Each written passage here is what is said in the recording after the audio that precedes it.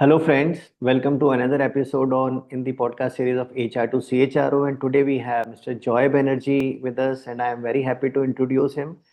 He started his career with LIC from the government sector way back that time when it was a big risk to shift from government sector to the private sector. He took that step, and then he joined Max New York Life. Then he worked with Aviva, Reliance, Tata AIA, and so far this was in training and development. And then he joined Blue Dart and then Liberty General Insurance, then Island FS, and he's currently head HR of CDSL. So welcome, Joy. Thanks for giving us time. Thank you so much. Thank you so much. All right. So to start with, normally I ask, that why did you start your career in HR? But in your career journey, as I was going through it, there are two pivots which happened. One was when you shifted from government sector to private sector, and we are talking about way back in 1993. That time, private sector was not that strong as it is now. So it must have been a big risk.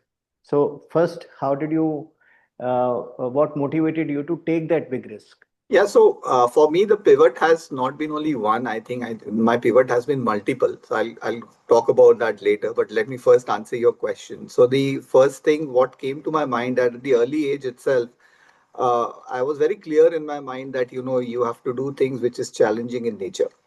So when I took up the plunge into the private sector, so I had spent about almost a decade with the government sector. So I'd spent about 9.5 years, and that's when this opportunity came to me. And this opportunity also came to me by an accident. It's not that it just came through the normal route. It came through an accident, and I learned elevator speech there.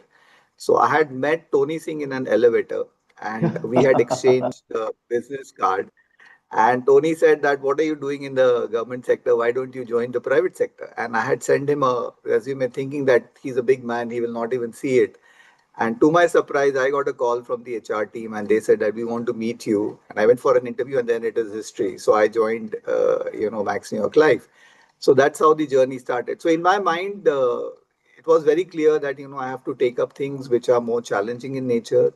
I have always done things which is a little, like in Hindi mein hum bolte na thoda hatke. So I've always done things thoda hatke. So I've always done things hatke, and I'll narrate an interesting narrative from my personal life. Is why I'm a Bengali, so I'm from East. So in East, people say that if you get a government job, that means you have kind of Correct. arrived in life. Correct. So my mom said that you've gone mad. You left a government job and you are going to a private, like you really gone mad. And at that time, Max was known for its ice creams, Max ice cream. Of course, that was a different company. This was a different company. Correct. But Correct. then people related Max with ice cream. And she said that you're joining an ice cream company. What's wrong with you? I said, Mom, that's a different company. This is a different company. So it's a complete different story, but then that's how it is. Very nice. Very nice. So see, it is said that only 0.5% people they reach the level of CXO. Very small minority. And I think this is one of the big traits of people who end up reaching the CXO level of challenging themselves. Yeah. And I mean there cannot be a bigger example. And then again a pivot was when you shifted from training to HR, and then so like you were saying that there have been so many pivots. Could we know more about various pivots Of in your life? course. Of course. So like, as I said, I had multiple pivots in my life. So one pivot you rightly identified when I moved from a secured government sector to so-called unsecured private sector. But I don't believe in that. I believe the unsecuredness is very much there in government as well as in private Correct. sector. It's the same. So it's all about like where you are and which place are you caught up on. Because had the private sector not been that secured, then why would so many lakhs and thousands of people working for private sector? So that's a different story. Let's keep that aside. Now my pivot is once I moved from the government sector to the private sector, I was in operations. So that Correct. was my first job that I was doing. So from operations, then I moved into finance. So that was my next pivot. So from operations, I moved into finance. So from operations, I moved into finance, and that was my second pivot. And from finance, then I again moved into customer service, which was my third pivot. And from there, I moved into training, and that also sales training, my next pivot. And from sales training, I moved into process training, my next pivot. And from process training, I moved into L&D, my next pivot. And from L&D, then I moved into core HR, where I am right now. So that's a number of pivots that I've taken. And which one was the most enjoyable for you? I think all of them. In fact, like I loved all part of it because each has its all of them have their own challenges and all of them have their own, I would say learnings. I have learned from all of them. But yes, if I have to choose one of them, like which has really stayed with my heart, so I think that the sales training part stayed with my heart for a long, long time because sales training was the most difficult because you were challenged within the challenge. Because what was happening is, I still remember, so I was doing this training for Aviva in one of our sales training batches. And one of the guys sitting in the, one of the typical backbencher, and he raised his hand and he said that, sir, you're teaching all this thing, which is fine, but can you go ahead and sell this to the customer? And I was not expecting that. And I said that, wow, I take that as a challenge. Okay, the next call I'm going to go with you. And then it so happened that I was spending more time on sales call and less time on trainings. But that's So remarkable. That's remarkable, Joy. See, I come from sales background and I worked in insurance. So I from HP, because I wanted to learn team handling, I took a salary cut of a lakh of rupees and joined ICICI Lombard. So I was the one ASM who used to go out on sales calls with the sales officers sitting on the back of the bike or the scooter, and there was no other ASM or my colleague whom I know of.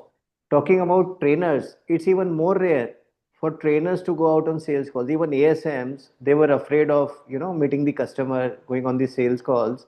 So you were going and doing that. That is really remarkable. I mean, not only doing them, I had actually made it a practice that if I go for a sales call, I used to see that it goes for a logical closure. So very like nice. logical closure means I'm not trying to say that I have to always sell the product, but I have to at least see that if I have not sold the product, I've created a relationship. Correct. So that was what I was, while I was preaching, I was also showing people that, it's not always about doing a tangible sale, but if you have kind of been able to show value to that person will remember you forever. And I So think this, sorry, yeah. So what used to happen is people used to realize that, later on in insurance sale, we started preaching about the power of reference.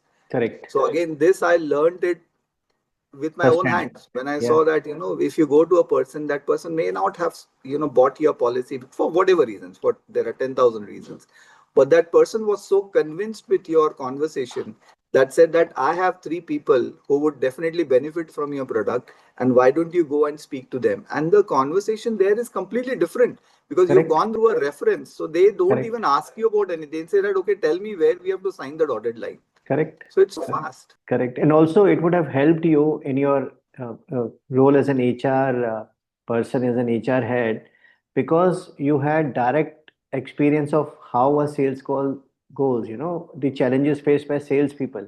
And similarly, because you worked in finance, you worked in operations, you worked in customer service. So, your perspective on the real life problems faced by people in all of these departments would make you a unique HR person. I don't think this kind of grounding in so many different departments, it would be very rare to find such a person, Joy. It is rare, but then there is a challenge also in it, and I blame my own fraternity for that, HR fraternity for that. Is unfortunately in HR, what happens is when we try looking out for people, we don't try to look out for people with a broader experience. We end up Okay. looking at for people at very very narrow experience. That's Okay. unfortunate for, and I'm blaming the entire HR fraternity, inclusive of myself. So what happens is if I have to look out for a particular role, so then I'll see that this person in this particular role, how much as has he or she contributed or known or has been working in, rather than seeing that what is this person's overall experience, what is the horizontal growth that this person has had, rather than I'm always looking at only the the growth rate, which is more depth. So that's where I think there's a big challenge. But I think there is a lesson in this, Joy. looking at your career journey, see in this podcast series, senior HR people whom we have done this podcast with, so many of them did not start their career in HR. I mean, I think 30% would have started their career in sales, 20% would have started their career in operations, and various other things, And but one common factor maybe was they challenged themselves. So this propensity to challenge yourself. Apart from this, what have been your other secrets of success? Like I said, only 0.5% people end up reaching the CXO level, this the highest level. So apart from challenging yourself, what other are the secrets of your success? So I think I don't have a secret as such. So I think I have been more human. Okay. And the most important aspect that I always remember in my life is that, one has to remember at the end of the day, positions are temporary, Hmm. relationships are permanent. Okay. So that's what remained with me. And like, you can be in a particular position for a short while of time, but what kind of a relationship that you built up, I think that Hmm. remains for you forever. That's your lifetime. Hmm. So for me, I don't have any other secret sauce. So I just followed this. This is my recipe. I followed that. I take each individual as he or she is, and I give due respect to each individual as he or she is, irrespective of their positions or profiles. Of course, like if today I go and talk to a managing director, obviously he or she deserves that kind of a respect. But at the same time, if I'm talking to an officer in the organization, I will not look down upon him. I would also like to have the same amount of respect given to him. And if he has an idea to share, so I listen to him with that same intent. And that has kind of helped me in my entire career, that whatever I do, I treat everybody with their dignity and with their respect. So that has been one part. The second part which I have seen is, I think in the entire journey, I have kept one thing very clear, is the communication channel. So I've always communicated, and in many times I've over communicated. But then Okay. I've taken the risk that, it is always better to over communicate rather than leaving some gray area. So like Correct. nobody could say that, okay, this was possibly not known or not understood. It was been over communicated. So that's the advantage that I have. Very nice. Very, very powerful. So, see, when we talk about, giving equal attention to everybody, this requires time and energy.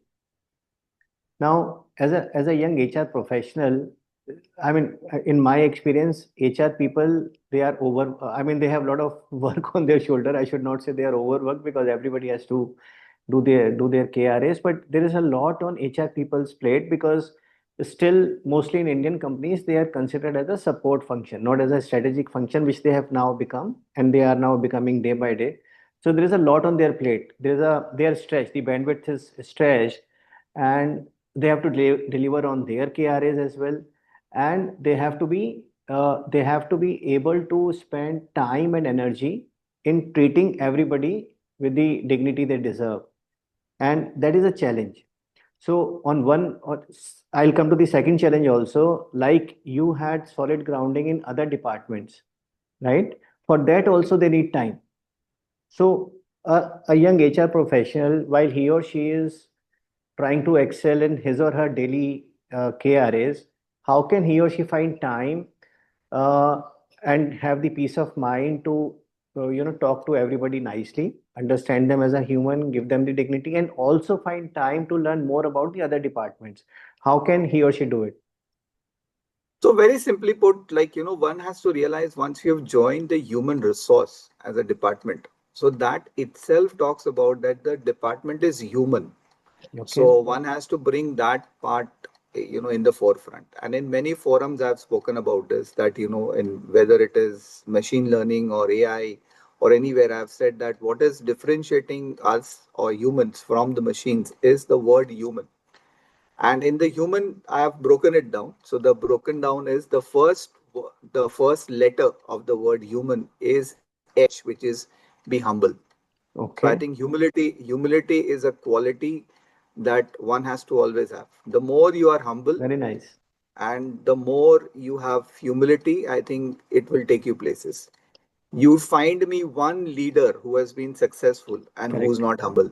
You will Correct. not find a single. Correct. Or So at least that's they won't stay successful for long. for long. Yeah. So that's first is the humility of being humble. The second one is, which is very, very, and I think in the word itself it is hidden, it's uniqueness. So you have to be unique. So Okay. the moment you realize that what is my uniqueness and stay with it. So I think that's the most important bit. Everybody is unique. Mm-hmm. Like, within us also, our five fingers have five different finger prints. So Mm-hmm. that much is the uniqueness that we have. So each one of us is unique in ourselves, and we have to identify what is the uniqueness that I have So and what is that. can we say that somebody may be good in payroll, somebody may be good in hiring, somebody may be good in compensation? Is that what we are talking about? What is No, I'm not going there. So this uniqueness is more of, so here I'm talking about inherent qualities, okay? individual quality. I'm not Okay. getting into task. So Okay. here I'm only talking about qualities. What is the quality that you have? So as a unique quality, like my unique quality is I live up to my name. So my name is Joy. Joy. I try to always smile and I always try to give happiness. I try to be warm as possible. So you will never find me with a grumpy face. So Correct. that's my uniqueness, and I Your live up to my name. your So and team would be people, very happy. yeah. So I try to keep them happy, and so what I do is I try to keep this as my unique offering. So this is something Mm-hmm. which is unique to me. So here I'm talking about only qualities, right? I'll come to the task in a while. So the next one for me is M, which is motivation. What motivates you? And I Okay. think that's the most important. So motivation can work both ways. It can work positive, it can also work Correct. negative. So you have to identify what motivates you and stay focused on your motivation. So I think that's the most important quality that Mm-hmm. one has. Mm-hmm. The next one is my favorite. And the next one is, how agile are you? Okay. Agility. I think agility is something, this quality will take you places. How agile are you? How quickly are you able to adapt to situations, and how quickly are you able to change? And I think that's the most important. In fact, that's why I said I love the sales training piece and sales part of my life, because during that time, your entire existing gets questioned. Correct. Because when you're with a sales, and I'm sure you know it yourself, you have done it. So at that point of time, you have to think there and there itself. You don't have time to go back and check. Whatever Correct. you have to do it there. So either you have cracked it or you have lost it. So it is Correct. there. So that is the beautiful example for agility. How agile are you to find a solution, find a path within that? And last but not the least is the N, which is being nimble. So are you nimble? So these are the qualities that is very, very important for individual. Now coming to the task, which you kind of spoke about a minute back, that what task. So yes, of course, all of us are adept in some of our tasks. Like somebody would be very good in payroll, somebody would be very good in employee engagement, somebody would be very good in doing some other activity within the HR function. So that is okay, that is fine. But at the end of the day, if you have to looking at a overall growth for yourself, you have to understand the entire core HR function and how you can do justice to that entire thing. And most importantly is that you're dealing with humans, and they have sentiments, they have emotions, and how you can deal with them. Now coming to workload on HR resources shoulders. Yes, of course. But the thing is, are you working as a catalyst or Mm-hmm. are you working as a worker? So if you're working as a worker, you will always have load on your shoulder. But if you're working as a catalyst, trust me, your things will be distributed. I'll give you an example.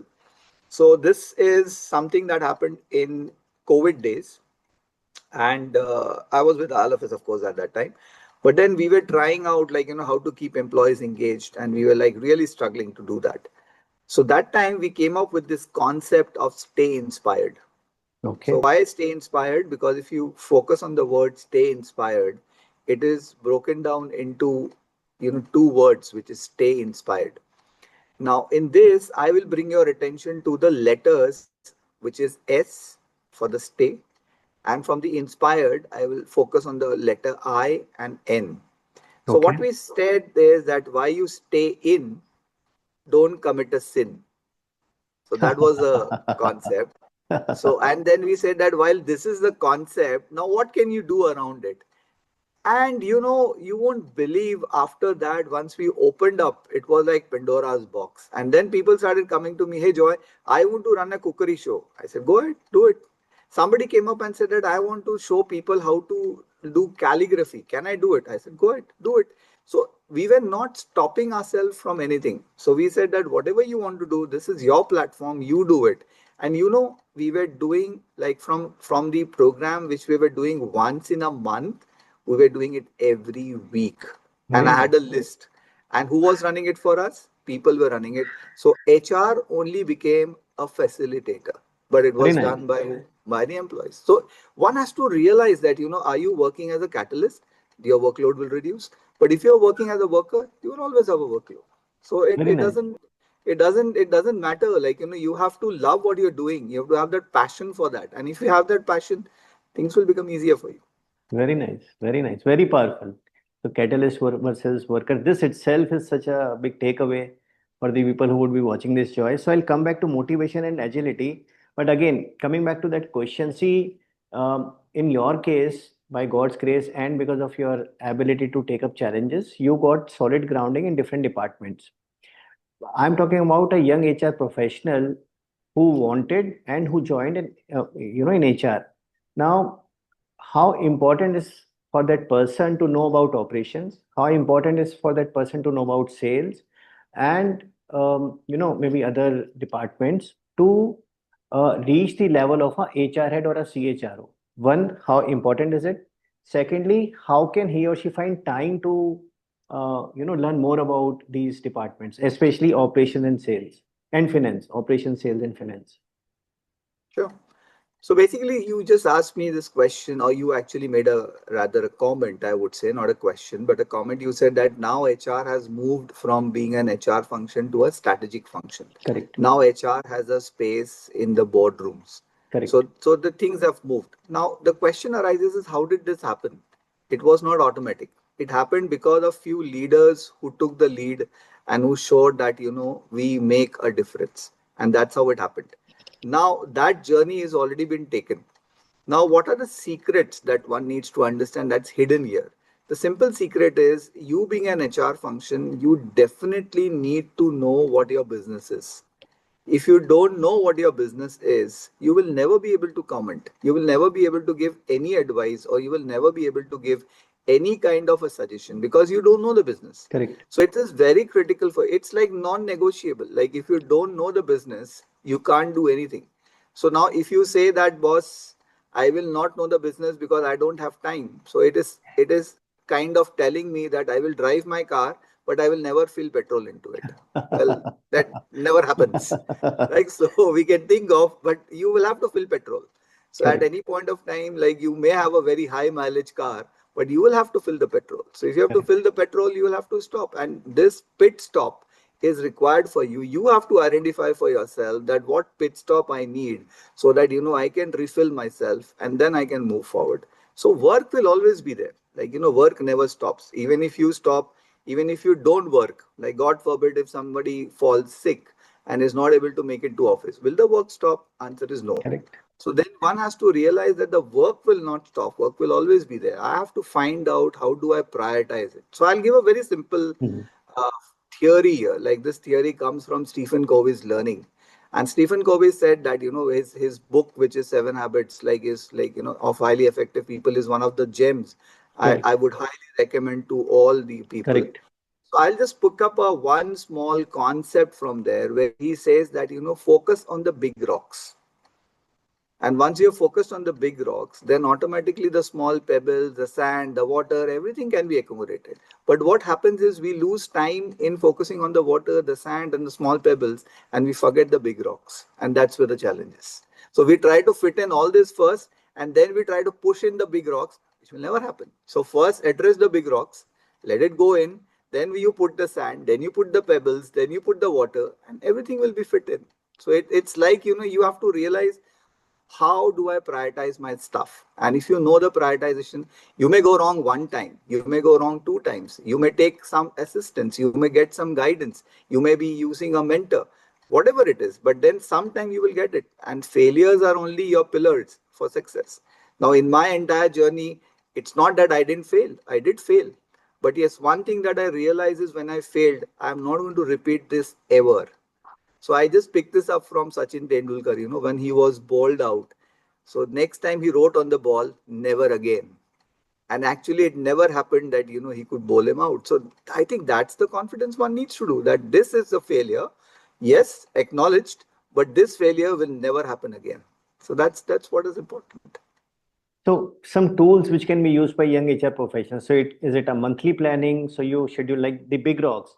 Do you plan in the starting of the month that third week or second week or first week, whenever this time to this time, I'll try to spend some time in this task, the big rock, or is it weekly planning or is it next day planning?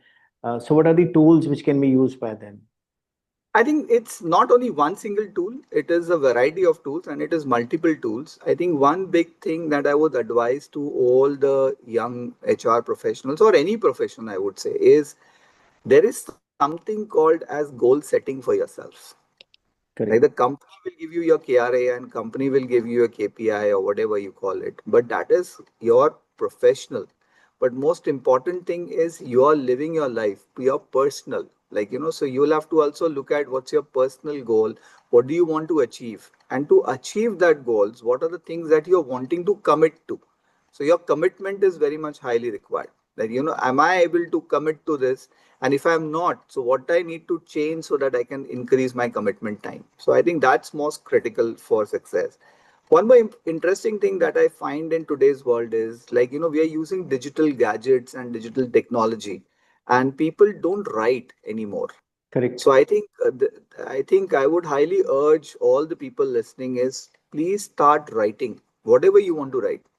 And trust me, it's not an easy task. I would just urge all of you, well, who would be listening, is start writing for 10 minutes, not much.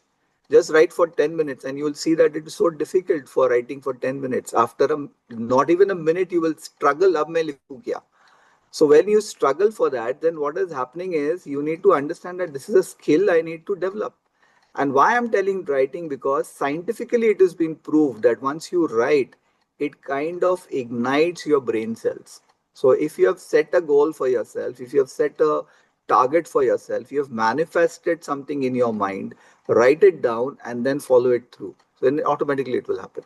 So anything that you do, and then whatever tools you want to use. So there's wonderful tools called as mind mapping, which is there. So I think that's a wonderful tool that one can use. But I'm not saying that one has to do only mind mapping. That's one of the tools. You can choose anything that you want to do. So there are a lot of tools. Most important thing is goal setting is very critical. Writing is very critical, and you have to spend that much time. You have to, rather, I would use the word, you have to invest that time in you, because this investment will give you better returns. Very powerful. So you talked about mentors. That is again, I mean, see, all these things, they are pearls of wisdom. And even if people listening take one or two takeaways, they'll be able to get a lot of benefit. So I'll ask you to elaborate on some of the points that you mentioned. So mentors, how can a young, not only young, I think even at mid level or even at senior level, one should always have mentors. So how can they purposefully have mentors? So, see, what has happened is the definition of mentor has changed a lot over a period of time. So, what has happened is a few years back, if you would have asked me this question, my reply to you would be: his mentor should be somebody with a lot of gray hair. Okay. So, that would be my answer a few years back. But my answer to you today would not be that. I would say that mentor would be somebody who can give you something more than what you know. A mentor would be somebody who can be a lighthouse to you and can show you the path which you need to see, possibly not able to see it with your personal vision. Now, this mentor can be somebody of your peer group. This Hmm. mentor can be somebody from your superior. Hmm. This mentor can somebody from your juniors too. So, it's not necessary that the mentor has to always be senior to you. So that's the first myth that we need to break. The second thing is you are the best judge for yourself. So you need to understand, because there's a strong saying which says that you can lie to the world, but you But you cannot can, lie to correct. yourself. So when you can't lie to yourself, so you don't have a choice but to be truthful. So you can be truthful and you can say, hey Joy, this you don't know. So it's better you find out this person, this guy really knows it. And there's no harm in learning it from that person, and there's no harm in taking guidance because that person knows it. If that person knows it, listen from him, and then you can apply your own wisdom. So again, we come to the humility part. So don't Yeah. have an ego, and even if you have to talk to a junior person when you don't know, you have to be open about it. And Ego is a very interesting word. So I read Brian Weiss. He's also an excellent author, and I many love lives, him. many masters. Yeah. So what he mentioned in one of his writings, he's saying that what is ego? So he said that ego is nothing but edging God out. When you edge God out, that's your ego. So Correct. till the time you're not doing that, you are absolutely good to go. Very nice. Very powerful. Very powerful. So we talked about motivation, Joy, and I think especially after 2011, ever since the social media has leapfrogged, the amount of challenges, or see, when we started our career, it was very simple. I mean, the general thing was that you work in a company for 2.5 years or so, and this is how you learn. And then once you initially 6 months you learn something, and then you apply that learning, and within 2 years or so you do one or two projects and you learn, and then you move on to some different challenge in the same company or outside, and everybody would be doing the same thing. And once you pass out from the college, it would be very difficult to know what somebody else is doing, where are they in their journey, and you would have a tunnel vision focused on your own career.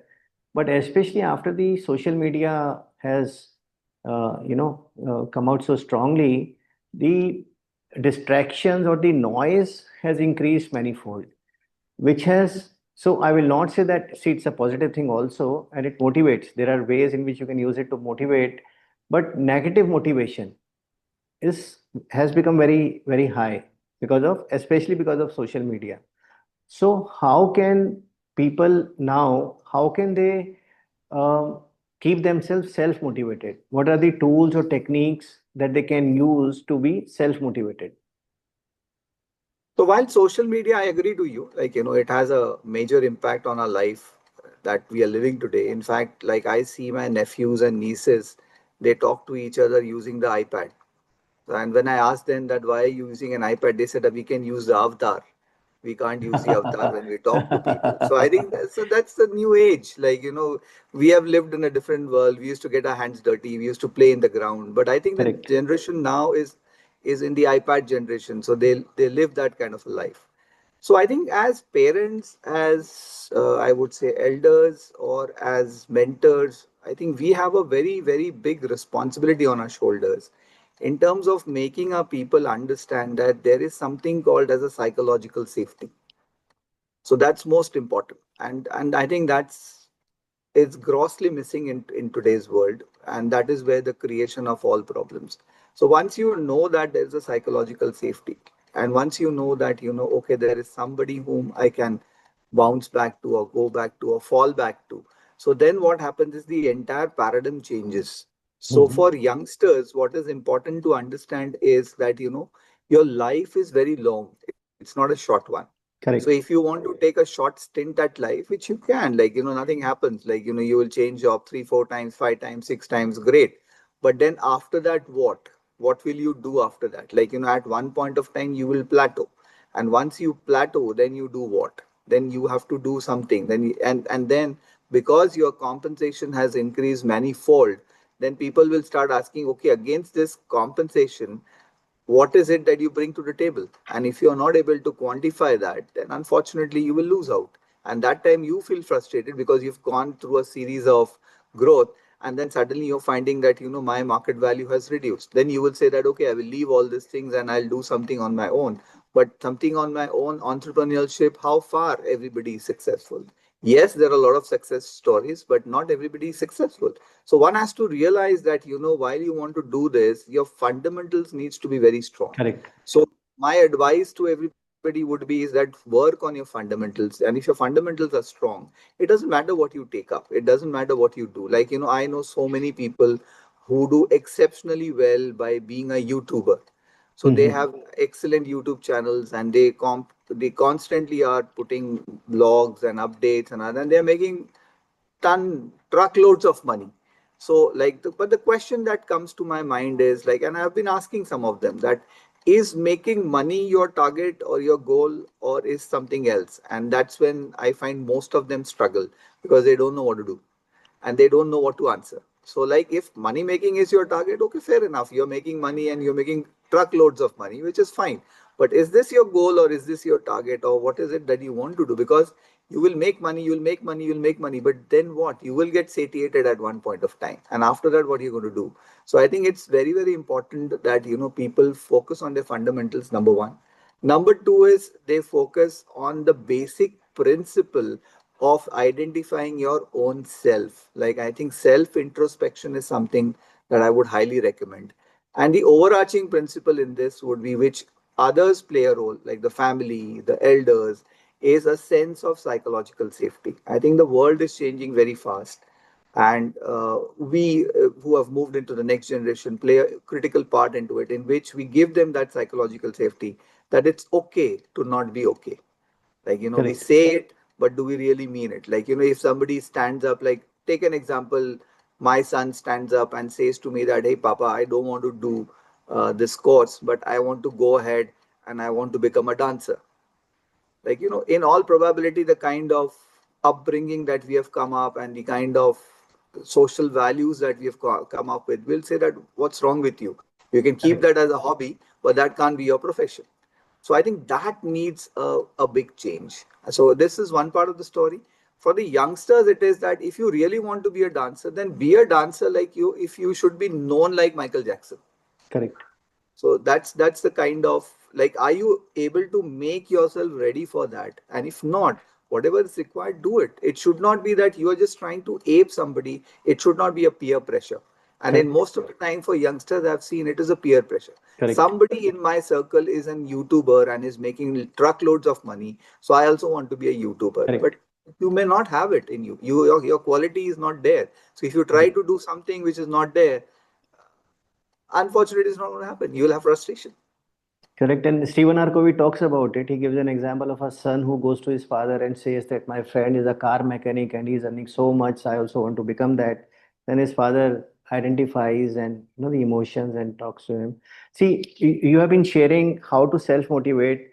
I take everything that we have discussed as a tool or as a pathway to keep oneself self motivated. As long as we have a goal setting, we do the goal setting. We are committed to the goal setting, and we are willing to take all these sacrifices that will help us reach that goal. We have mentored, we plan, and we use all these tools and all the qualities that you illustrated in human humility, unique motivation, agility, and nimbleness.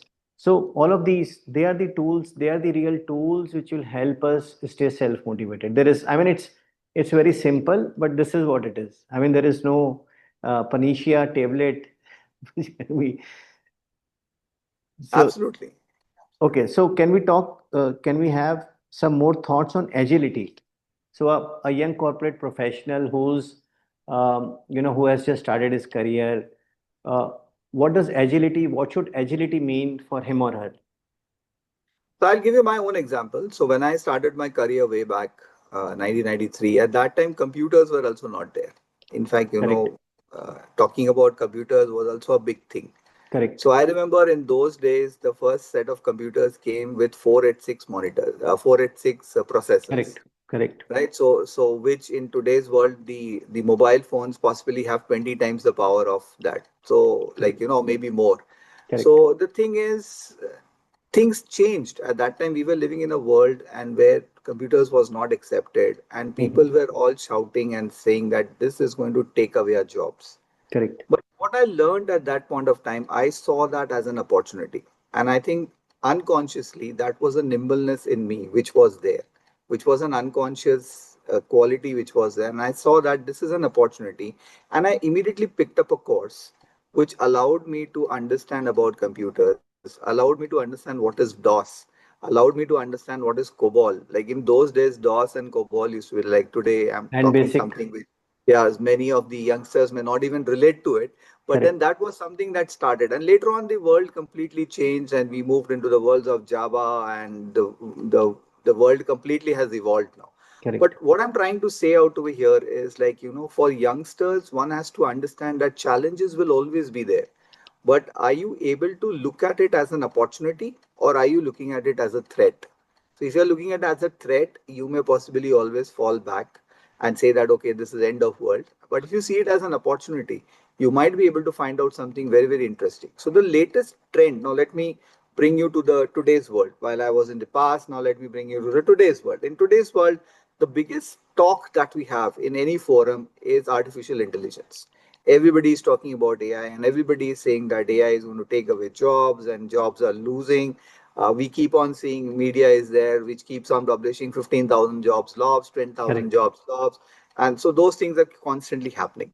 So while this is the reality of life, but one has to also, once you realize that this is the reality of life, realize that how can I be competitive in this world? So to be competitive in this world is how I can use AI as a complement to my career rather than being my competition. Hmm. So that's most important. In most cases, what happens is I'm trying to compete. And if I'm trying to compete, sometimes I'll I may be always lose. successful. Correct. Yeah, but at times I may not succeed. And that time it's a loss for me. Rather than that, if I say that, okay, this is a tool, this is powerful, this is useful, and let me use it as a complementing to my career or complementing to my decision making. So that changes the game completely. So I think the biggest advice or suggestion that I would want to give people is there would be threats, but then look at opportunity in that threat. And that's the element of being agile. So agile doesn't mean that, one has to be like a Superman. It's nothing to be like Superman. Agility basically means is you are in a tough situation, but how fast are you able to find a solution? How fast are you able to see opportunity in it and move ahead? Let me give you another example. So the another example is we keep asking our people, these are these quizzes or puzzles that is there, that you are in a ship, the ship is sinking, and there's only one lifeboat, or you can only save one person. Whom would you save?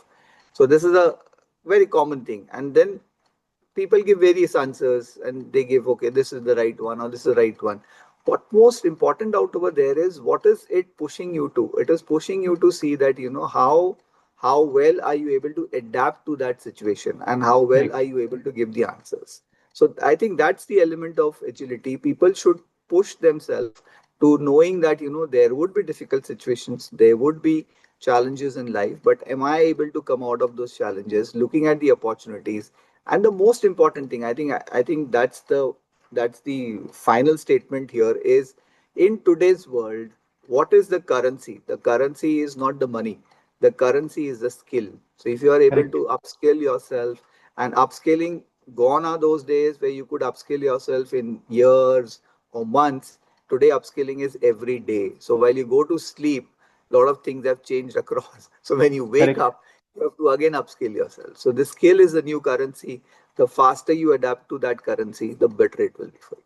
Very rightly put, Joy. And I'll come back to it. Self-skilling and investing in oneself.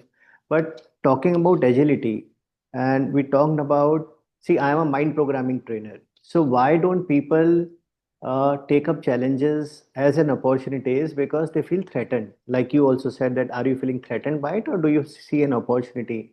So when you are threatened, your brain releases cortisol and you become paralyzed, paralyzed as unable to take any action, and then you keep on thinking about all the negative consequences which can happen. So the primary reason for that is lack of self belief, because we are not confident enough that I may not be able to handle this challenge, for example. So because I don't have self belief, and it happens subliminally. So there is no brain talk which is happening that you are not, I'm not, that there is lack of self belief. This is how the brains get wired. Now in earlier generation, the life wasn't that cushy. I mean, if we talk about our lives, we had to do so many things, and which were not, the facilities were not available. in today's scenario, maybe the life has become slightly easier, and that level of those challenges, the level has reduced. So to improve self belief, which will help you, which will help a youngster handle any present or future challenge, what can they do to improve their self belief, to be more confident? So basically, I keep telling it to all my mentees that you should always have cash with you. So the cash for me, the spelling starts with a K. So the K stands for knowledge. I think the knowledge is the key to your success. The more knowledge you add, knowledge is never wasted. So I think that's the first thing. The second is A, which is attitude. What kind of an attitude are you holding? And that will take you places. Either it will finish you or it will take you to the heights. So your attitude speaks about everything.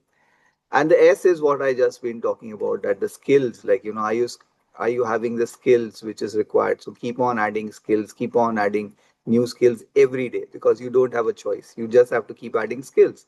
And the last one is, what kind of habits do you have? And that will take you a lot of things that will get done Correct.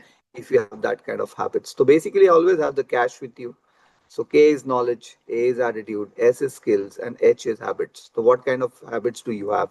I'll give you a simple example. Somebody might say that, Joy, I wake up at 10 o'clock in the morning, then I go to the office, then I come back and I eat my dinner and I go to sleep. So what kind of a habit is that? It's basically not even healthy.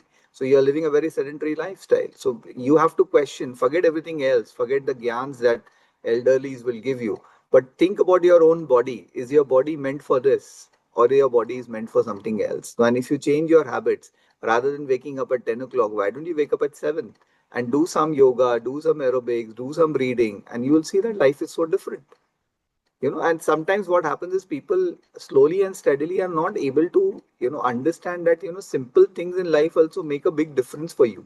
Like, even if you have a small chat with a best friend of yours, you can't imagine the amount of satisfaction that it will give you. That will not come through any of the other so-called devices that you may have. So Correct. these are the things that one needs to identify, that that.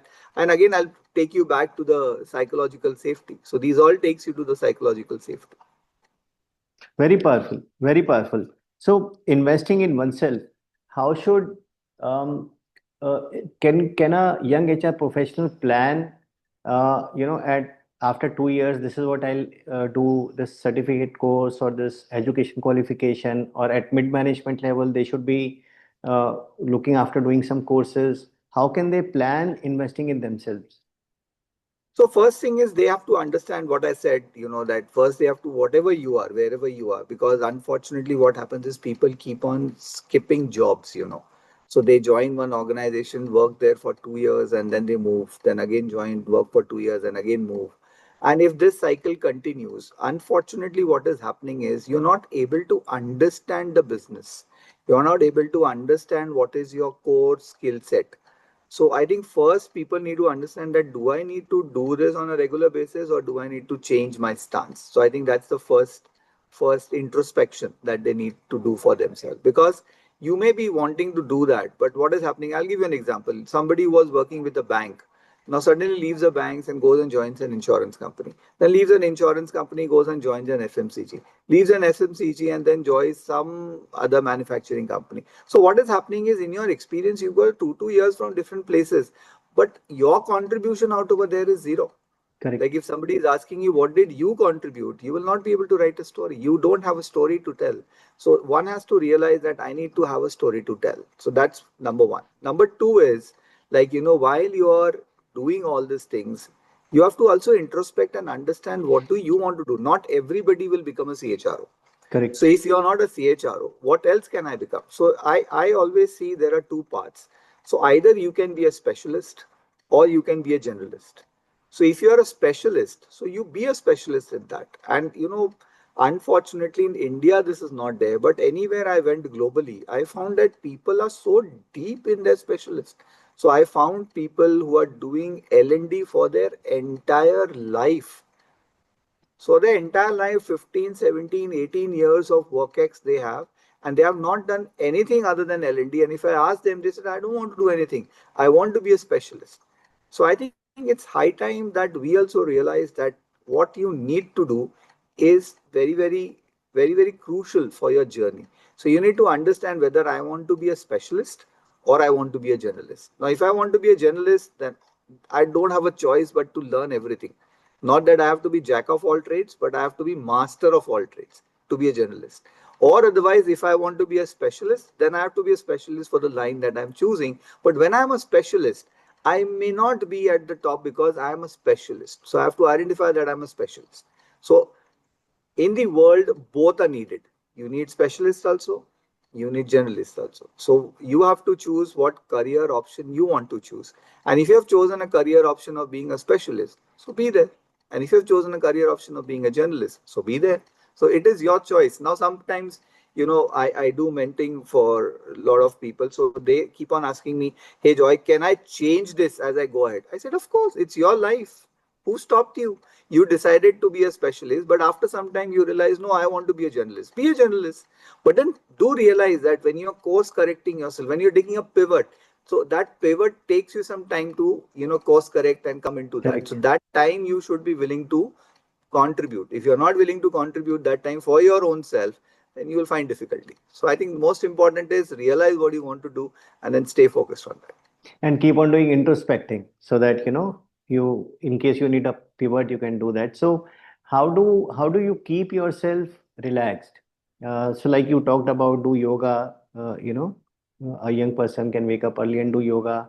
What do you do? What would you recommend So I to? do that. So I said it because I do it. So I always believe in preaching what I do myself. So I do that. So I do two, three activities. So one thing is I do yoga, which I just mentioned about. And I don't want to be a connoisseur or an expert of an yoga. So I'm just doing yoga for myself. I don't have to show it to anybody.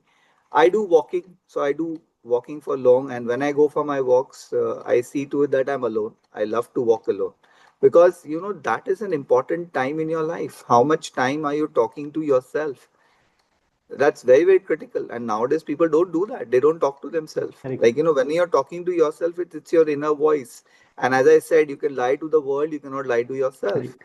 So that's one person who will always tell you, hey, Joy, stop bullshitting. I know what it is. So that's the most important aspect of your life. You need to do that. So I do a lot of walking. The third thing that I do is I do a lot of meditation. So I think Very that nice. helps a lot. So these are the three simple things I do. So I don't do any hardcore gymming. I don't do any hardcore any other. I do all kind of sports. So I love to cycle. I love to swim. So I do all kind of things, but I do that as my like pastime. Like, it's nothing that I have to do it. Like, there are people in my group who say that, Joy, you're running so much. Why don't you run a marathon? But it never excited me. So I said that I won't do something just because you're doing it. I don't want to do it. They say that you have good timing, so you should run for marathon. I said I don't want to do it. I'm not at all inclined towards it. So I want to do something for myself. I don't want to do it like go and show the world I've done. I keep seeing updates, people now the marathon season is coming in some time. And then I'll keep seeing that I got 20 medals, I've got 25 medals. Okay, good for you. Like, I'm nothing against it. I'm saying that that's good for you. That works for you, but it doesn't work for me. So one has to realize that what really works for you. So what works for you, go with that. Don't go by what works for the others. Don't try to ape. Like, unfortunately, we are all from the monkey age and we try to ape, and that's where the trouble starts. So don't try to ape. Be your own. So अपने में खुश yoga. रहो. Right. So do what you feel like, but do something. Do either yoga or walking or meditation. So, but see, I was a half marathon runner before pandemic. So I'll suggest you go at least once. Why? Because I've done that. as I've done that. So I've done that because I was with Tata, and Tata used to they sponsor sponsor the. the Bombay. Yeah. So at that time I've done it. So not that I've not done it. I've done it, but yeah, I never found any great joy in it. So The energy levels before the start and at the end, because there are so many people in the same boat, the energy levels are very high. So it during is. meditation also. So all right. So we have covered so many topics, Joy. Anything else you would like to advise the youngsters? Though you have, I think you have shared a lot of pearls of wisdom. Anything else for the youngsters? I think one thing that I would leave all the youngsters with, because that's very critical, is it's important to value people. I think that is something that I'm seeing the youngsters are steadily missing it. So while you may know something and you may have access to a lot of information, because the world of or the digital age is allowing you access to so many things, but that doesn't mean that other person whom you're talking to doesn't have anything to offer. So I think that mutual respect, that is something that I would want to leave the youngsters with. That you need to respect others. And again, it brings you back to my first word of humility. But then Right. I see that missing in youngsters, that youngsters think they sometimes, I'm not saying everybody does it, I'm just saying that I've kind of observed with some of them is they generally think that I know it all and I Correct. don't want to know anything from you. So that kind of an attitude or that kind of an approach is something one should avoid. Like, there Correct. is, everybody has something to offer and one should be open to that. Be Correct. more open. I think I would Correct. leave the last statement as be more open. Like, you take your own decision, but be open. I missed out. I wanted to ask you the time I have noted, I just checking my notes that catalyst versus worker. So, should a youngster aim for stretch assignments, getting out of the comfort zone? How can a youngster become more of a catalyst? So in terms of catalyst and a worker, like what happens is one needs to understand that there are certain areas where you can be a catalyst. So be a catalyst there. You can't be a catalyst everywhere. Then people will frame you that ये सिर्फ बोलता है करता कुछ नहीं है. Correct. So then that's not good for you as a career reputation. So you have to understand that where you can be a catalyst, so be a Mhm. catalyst there. And you have to realize where you have to be a worker, so be a worker there. So it's not that you can be only one. At an overarching principle, if you talk, HRs have to be a catalyst because you can't take the entire load on your shoulder. You are not a Hercules. You can't take the entire shoulder. So that where you have to be a catalyst, but you have to also realize there are certain work that you have to do. There are certain things which you have to do. So focus on that. But then also look at it that overarching principle में मुझे catalyst बनना है. लेकिन there are certain things which I have to be a worker. So identify Correct. those areas where you have to be a worker. Because it's important is people need to realize that, okay, Joy means business. So if I go to Joy, he means business. And then people start taking you seriously. Now, if you want to take stretch targets, you take it. There's no harm in doing that. However, realize, are you able to take that? Don't take it by burning yourself. Like, I Correct. see so many cases where people at the age of 28 and 30 are getting cardiac arrest. Very well. That's not a good sign. Like, Correct. so that's not a good sign. Don't burn yourself. Like, do it only if you can take it. If you can't take it, it's okay. Take it easy. Like, take one step at a time. You've got a long way to go. Very nice. Very succinctly put, Joy. So, people at the mid level, what would be your advice for them? So at mid-level, they pay a very, very critical. I'm reminded of this, Chuck Day movie in that this lady is a troublemaker. I'm sure you've seen the Yeah, movie. yeah, yeah. So this lady is a troublemaker, and Shah Rukh Khan makes a very pertinent, dialogue, and it remained with me forever. And I'm going to share it with you. He said that the fellow coach, she is telling that हम इसके साथ deal नहीं कर पाएंगे. And then he replies, Shah Rukh Khan replies, इसके बिना हम जीत नहीं पाएंगे. Correct. So I think the middle management is where, like, you have to be able to deal the senior management, and this person has to see it such a manner because you are a nice link between top and the bottom, and you have to make the team win. So I think that's most important. So the Very more powerful. they realize, the better it is. Very powerful. Senior level. Senior level, I think most critical aspect is senior level need to understand that you can't do everything. And I see most senior leaders desperately trying to do everything and सब कुछ मुझे करना है and I have to be controlling and I have to know every small thing that's happening around me. I think that's a big mistake. Like if you have trusted your team, you've taken a good team with you, let the team do their stuff. You be a guiding star. You give them strategic inputs. You give them knowledge. You give them advice about things that is required. But don't get into day-to-day things. Day-to-day Correct. things, let them manage. If they are going wrong, of course, do the course correction for them.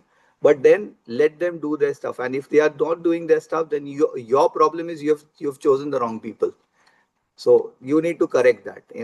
I think that's most critical. Senior management का मतलब ये नहीं है कि आपको सब करना है. Senior management का मतलब ये है कि you have to be a person who's steering the entire thing rather than putting your hand into it. It's like, you have that boat race in which there's only one person who's beating the drum. So he is giving the rhythm. So the senior management is somebody who gives the rhythm so that the oars are moving in the right direction. So you are not going to move all the 20 oars. You can't do it. Not possible. So Correct. you have to beat the Correct. drum in the right way so that it moves ahead. Very powerful, Joy. It has been more than an hour since we started talking. I just noticed. So Yeah, I time think just flew. time just flew. I mean, we could have continued. We can continue speaking about it, but we have to stay within the time limit. So, thank you, Joy. It has been a pleasure listening to you, and I'm sure it's going to benefit so many people who are going to further listen to this podcast. Thank you. Thanks a lot. Thanks for giving Thank us you. time. Thank you. Honored, really. Thank you. Bye.